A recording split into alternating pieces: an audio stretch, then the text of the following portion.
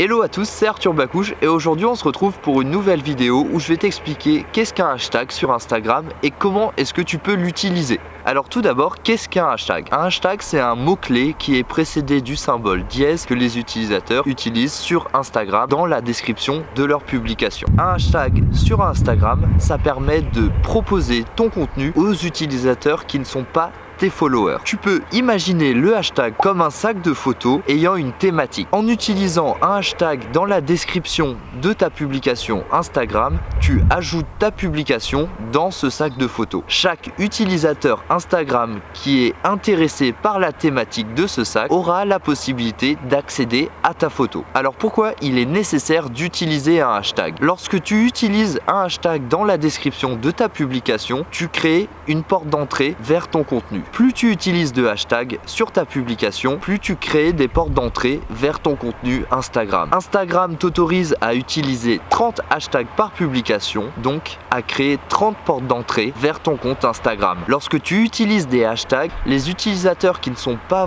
followers vont découvrir ton contenu et vont interagir avec celui-ci et donc le propulser dans le fil d'actualité de tes followers, car le taux d'engagement va être boosté. En effet, lorsque quelqu'un like ou commente ton contenu sur Instagram, il augmente ton taux d'engagement et donc ton contenu aura plus de chances d'apparaître en haut du fil d'actualité de tes followers. En moyenne, un utilisateur qui utilise des hashtags dans la description de sa publication bénéficie d'un taux d'engagement en moyenne plus élevé de 12,6% par rapport à un utilisateur qui n'utilise pas de hashtag dans sa description de publication. Aujourd'hui sur Instagram, on retrouve deux types de hashtags. Le premier type de hashtag est le branded hashtag. C'est le hashtag créé par une entreprise. Si tu souhaites créer un hashtag comme celui-ci, il est nécessaire que le nom de ce hashtag dispose du nom de l'entreprise ou du nom d'un de tes produits ou d'un de tes services. Tu peux également utiliser un mot-clé complètement différent du nom de ton entreprise, mais il doit correspondre aux valeurs de ta marque.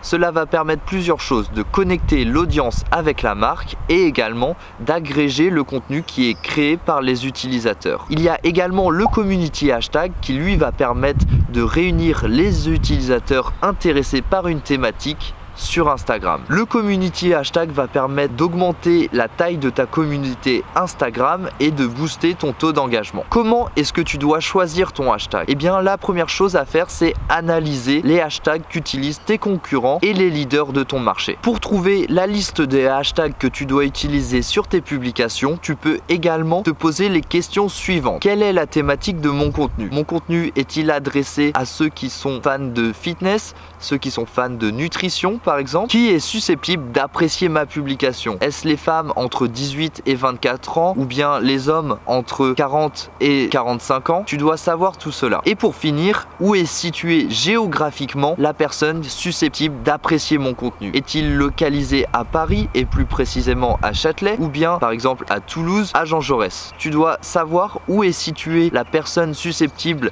de rejoindre ta communauté, susceptible d'apprécier ton contenu pour mieux le cibler. Et à cela, tu peux également ajouter les thématiques qui intéressent également les utilisateurs que tu cibles. Par exemple, si je souhaite cibler des entrepreneurs, je vais savoir que les entrepreneurs sont en général également intéressés par le développement personnel, donc je peux utiliser des hashtags autour de l'entrepreneuriat et du développement personnel, car je sais que la communauté susceptible d'apprécier mon contenu se retrouve sur ces deux différentes thématiques. Si tu disposes d'un compte Instagram avec 10 000 followers ou moins de 10 000 followers, pense à utiliser au maximum des hashtags spécifiques. Parmi ces 30 hashtags, dis-toi qu'il faut que tu utilises en moyenne 25 hashtags très spécifiques qui vont permettre de cibler la communauté que tu souhaites avoir en tant que follower sur ton compte Instagram. Tu as également la possibilité d'utiliser des hashtags qui sont plus globaux, par exemple Instagood ou VSCoCam, qui eux ne vont pas cibler une communauté